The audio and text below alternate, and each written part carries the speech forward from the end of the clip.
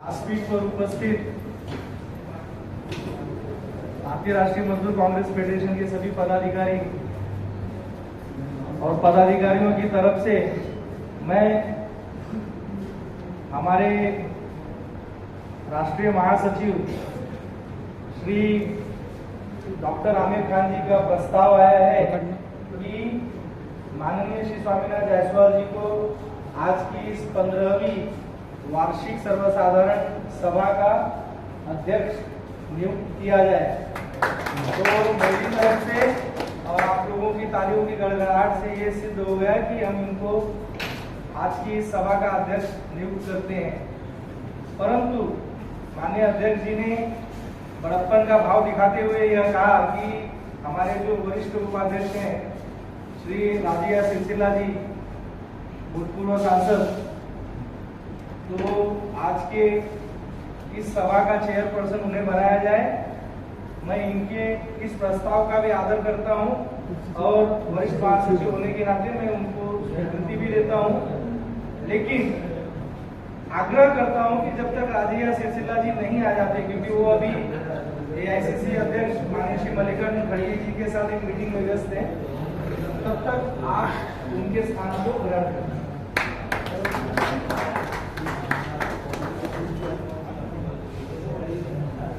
वार्षिक सर्वसाधारण सभा शुरू करने से पहले यहाँ पे काफी बातें हुई। मैं उन बातों में मुझे एक जो बहुत ही चैलेंजिंग सब्जेक्ट, मतलब बोलते हैं ना कि एक आह्वानात्मक विषय जो होता है, वो लगा केपी जी का। मैं उनको आदर से केपी जी कहता हूँ। तो केपी जी ने जो विषय रखा, मैं उस विषय को आप लोगों के सामने बहुत ही विस्तृत से नहीं रखूंगा, लेकिन इन शॉर्ट संक्षिप्त में बताना चाहता हूँ।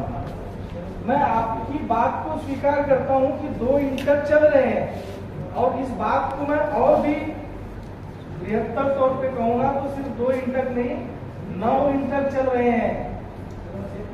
भाई इंटक 148 करोड़ लोग इंटक चला सकते हैं, क्योंकि संविधान ने आपको वो मान्यता दी है, संविधान ने आपको वो अधिकार दिया है। एक मजदूर संगठन को पंजीकृत करने के लिए, उसका पंजीकरण करवाना हो तो आप 7 जन मिलके पंजीकरण कर सकते हैं। हमारे एडवोकेट निशांत मंडल जी उसको बता सकते हैं। मैं अगर कहीं गलत हूं तो आप मुझे सही कीजिएगा, है ना। तो मैं कहता हूं कि हर आदमी 6 जन को पकड़े और एक इंटक बना ले। बस खाली वो इंटक बनाते समय कुछ कानूनन जो पहलू होते हैं उनका ध्यान रखें, है ना, उनका ध्यान रखें। तो ये तो उसका दिमाग जानता होगा कि वो किस तरह से पंजीकरण करवा सकता है, because registration is very must point. If you are not registered you can't perform your work according to the law. नियमतः आप काम नहीं कर सकते अगर आप पंजीकृत नहीं हो, और पंजीकृत होने के लिए आप 3 साल तक बिना पंजीकरण के काम कर सकते हैं। मंडल जी, सही हूं मैं? बिल्कुल ठीक है। केपी जी, हम संजीवा रेड्डी जी का विरोध नहीं करते हैं। संजीवा रेड्डी जी भी इंटक चला रहे हैं, और पहले मैं कहूंगा कि वो कांग्रेस की है, कांग्रेस के बुजुर्ग सदस्य हैं, हम उनका विरोध नहीं करते। अब मुझे ये नहीं समझ में आ रहा है कि वो हमारा विरोध क्यों करते हैं। जिस तरह से भारत सरकार ने उनको एक पंजीकरण का सर्टिफिकेट दिया है, ये एक प्रमाण पत्र उसी भारत सरकार ने हमें भी दिया है। भाई मैं चोरी तो नहीं कर रहा हूं ना, मैं चोरी नहीं कर रहा हूं, नहीं कर। ये पंजीकरण का प्रमाण पत्र जिस तरह से संजीवा रेड्डी को मिला है, केपी जी, मुझे भी दिया है भारत सरकार ने। मुझे तो फेडरेशन का प्रमाण पत्र दिया है, और संजीवा रेड्डी जी को सिर्फ यूनियन का प्रमाण पत्र दिया है। यूनियन होता है मजदूरों का संगठन, यूनियन होता है मजदूरों का संगठन, फेडरेशन होता है केपी जी यूनियनों का संगठन। अब आप अंडमान निकोबार के प्रसिद्ध मजदूर नेता हैं, आप जानते हैं कि यूनियनों का संगठन बड़ा होता है, मजदूरों का संगठन उससे छोटा होता है।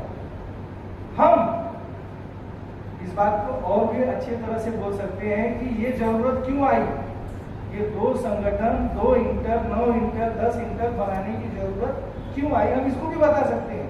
लेकिन कुछ बातें हैं जो अगर दबी रहे तो इज्जत बनी रहेगी।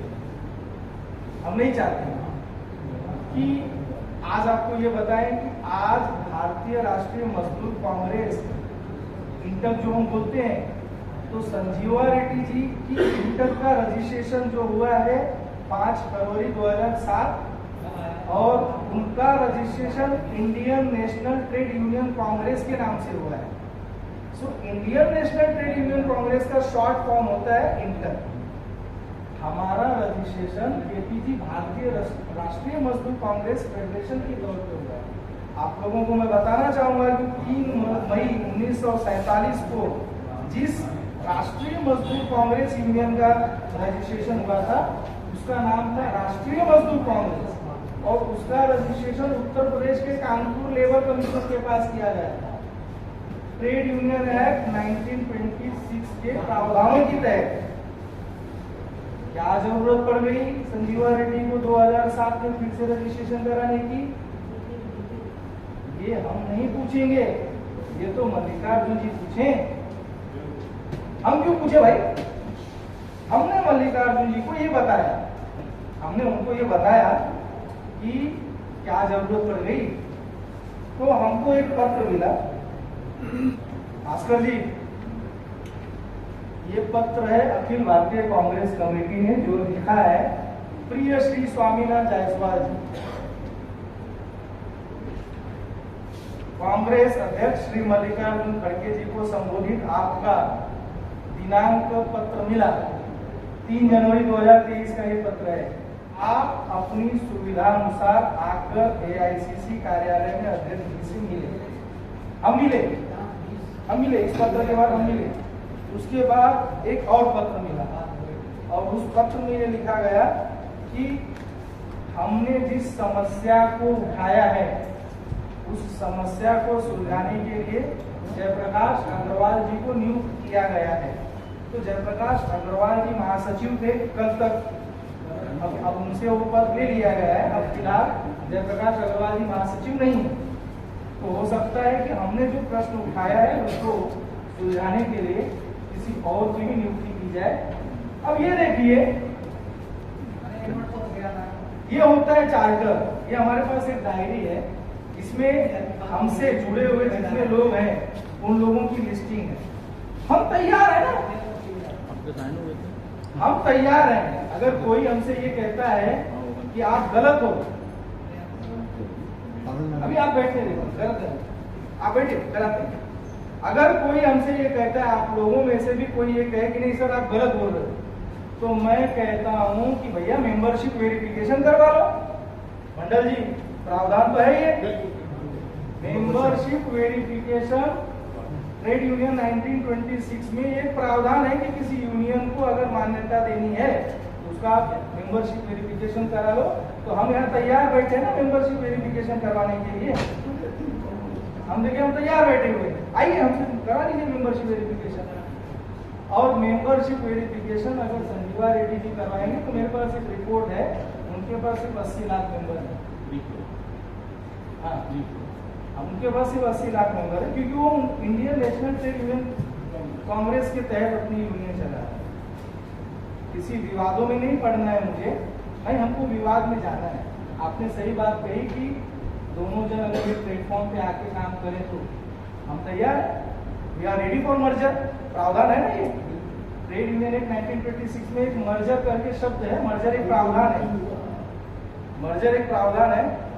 गलती से मैं भी वकालत पढ़ चुका हूँ, LLM पास कर चुका हूँ, इसलिए थोड़ा सा कानूनी लैंग्वेज में बात कर रहा हूँ। तो प्रावधान है कि आप मर्जर कर सकते हैं। भास्कर जी, 2 ट्रेड यूनियन कभी भी साथ में आके काम कर सकते हैं, उसको हम बोलते हैं मर्जर। ये मेरे जो प्रदेशाध्यक्ष भाई बैठे हैं सब, इन लोगों के लिए भी मैं बता रहा हूँ कि आप इसको सुनिए और समझिए।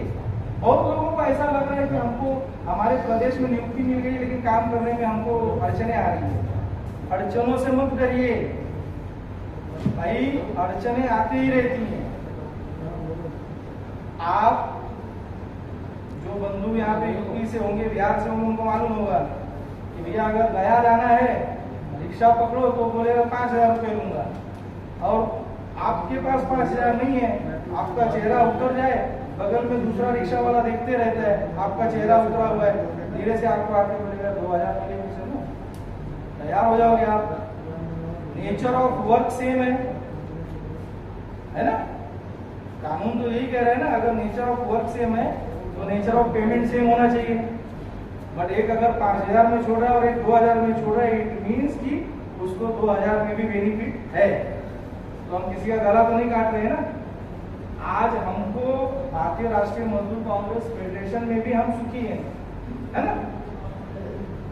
अब हमारे संजीवा रेड्डी जी को क्या दिक्कत है हमको नहीं मालूम, हम नहीं जानते उनको क्या दिक्कत।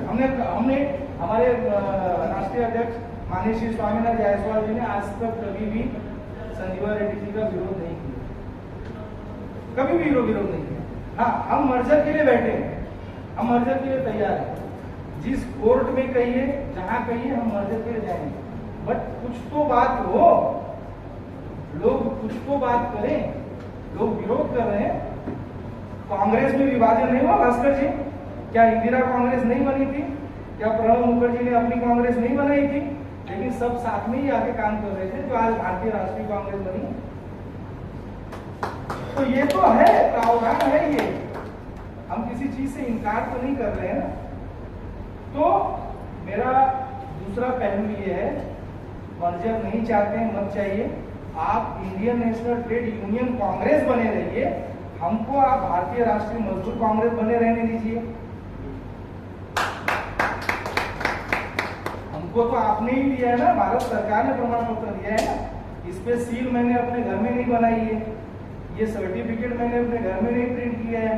किसी को अगर वो डाउट हो तो आप इसको सत्यापित करा लीजिए कहीं से।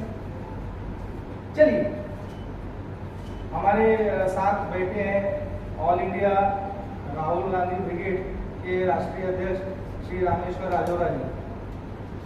अब मैं ये पूछता हूं, आप क्या बीजेपी का प्रचार करते हैं? तो अब क्या कांग्रेस इनका विरोध करेगी? हमारे भाई साहब सवेरे 10 बजे से रात के 11 बजे तक एआईसीसी में मजदूरों के प्रश्न को लेके हमेशा किसी न किसी से अपनी बात रखते रहते हैं, झगड़ते रहते हैं, पूरी करते हैं। बीजेपी का तो काम नहीं कर रहे हैं ना, मार्क्सवादी कम्युनिस्ट पार्टी का काम तो नहीं कर रहे हैं ना, एआईसीसी में जाके कांग्रेस का काम कर रहे हैं ना। भाई फिर विरोध किस चीज का कर रहे हो आप? फिर विरोध किस चीज का कर रहे हो? मजदूरों का प्रश्न मेरे लिए सर्वोपरि है। आज हमारा मजदूर, एक फिगर आई है मेरे सामने, 48 करोड़ मजदूर बेरोजगार हो गए हैं। हमारी जनसंख्या कितनी है आपसे अगर पूछी जाए तो आप बताएंगे 125 करोड़, कोई बताएगा 130 करोड़, मैं बताता हूँ 151 करोड़ हम क्रॉस कर चुकी हैं। भला हो कोरोना का कि कुछ कम कर दिया उसने, भला हो कोरोना का कि कुछ संख्या कम कर दी, लेकिन एक्चुअल फिगर जो है, वास्तविकता कोई आपके सामने नहीं ला रहा है। हम 48 करोड़ बेरोजगार नहीं है भास्कर जी, राजौरा जी। कानूनन जो फिगर होती है केपी जी, सिर्फ 52% लोग लेबर फोर्स में काम कर रहे हैं। सही बोल रहा हूँ मैं मंडल जी? ओनली 52% लेबरर्स आर वर्किंग, और उसमें से भी सिर्फ 4% रह गए हैं ऑर्गेनाइज सेक्टर में, 96% चले गए हैं अनऑर्गेनाइज सेक्टर में। ये तो देन है हमारे मौजूदा सरकार। आज हमको जो सरकार में काम कर रहा है उसके लिए नहीं लड़ना है, जो सरकार के लिए काम कर रहा है उसके लिए लड़ना है। हमारा अनऑर्गेनाइज सेक्टर जो है, संगठित क्षेत्र है, हमको उसके लिए लड़ना है।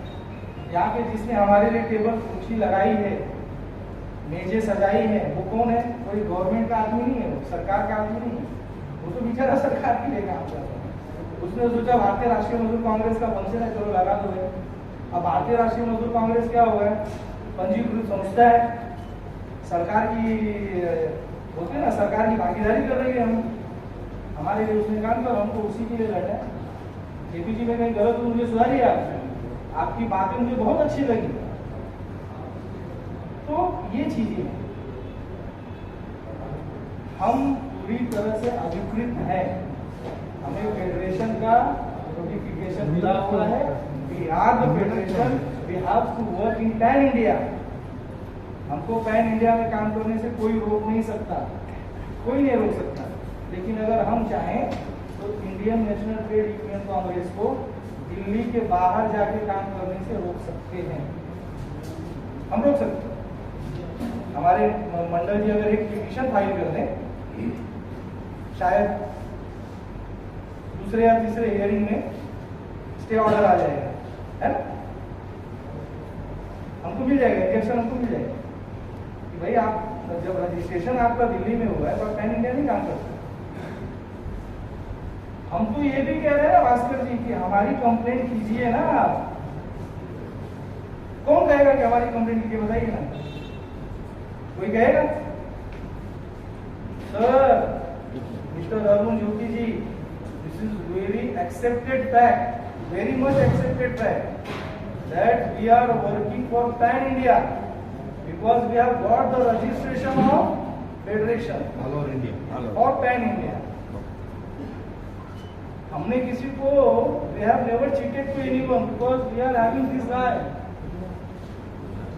advocate from Supreme Court, Mr. Jitendra Bharti. He is the person who has constructed the constitution of Indian National Trade Union Congress. हमने बहुत मेहनत की है पैन इंडिया काम करने के लिए। हमारे पास तो लीगल इतनी बढ़िया टीम है कि गुजरात में किसी ने हमारे खिलाफ कंप्लेंट कर दिया। भास्कर जी, गुजरात में 2021 में किसी ने कंप्लेंट किया, तो जो इंक्वायरी ऑफिसर था उसका मुझे रात को 1:30 बजे फोन आया कि आपकी इंटर गलत है। हम बोले ठीक है, चलो आपकी बात मान लेते हैं।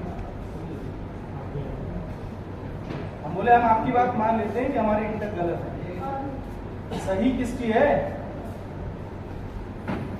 सही किसकी है ये बता दीजिए भाई। हमको मजदूरों के हित में काम करना है, हमको इंटक के साथ रह के काम करना है। जिसको आप सही बता दो हम उसी इंटक के साथ हो जाते हैं। तो वो बोले कि आपको हमारे पास आना पड़ेगा। हमको भाई जब बुलाइए तब चले आते हैं। फिर एक रिटर्न स्टेटमेंट हमने उनको भेज दिया कि भाई हमारे पास ये रजिस्ट्रेशन नंबर है, अगर आप हमको गलत साबित कर रहे हैं तो कृपया एक पत्र लिख के दे दीजिए अपने मुहर के साथ और सिग्नेचर के साथ कि हम गलत हैं। भाई हम गलत हैं तो हमको सजा मिलनी चाहिए। आज तक कोई हमको सजा देने वाला तो पहला नहीं हुआ। आरोप आप पर लगेंगे, आरोप आप पर लगेंगे। मैं कुछ अलग लहजे में बात कर सकता था लेकिन ऑब्जेक्शनेबल होगा वो, फिर भी मैं करूंगा उस बात। भाई वो बच्चे पैदा हो तो क्या वो उस पुरुष के बच्चे नहीं हुए? हम भी तो कांग्रेस से पैदा हुए ना सारे, हम तो कांग्रेस से ही निकले ना राजू राजी, हम तो कांग्रेस से निकल के बाहर आए हैं सब। अच्छा, अब एक दूसरी बात जो कि कानूनन मुझे सिद्ध करनी है, ट्रेड यूनियन का जो प्रेसिडेंट है उसको कांग्रेस इलेक्ट नहीं करती है। जैसे अभी युवक कांग्रेस हो गया, उनके अध्यक्ष को कौन इलेक्ट करता है? मल्लिकार्जुन जी इलेक्ट करते हैं, उनकी नियुक्ति मल्लिकार्जुन जी करते हैं।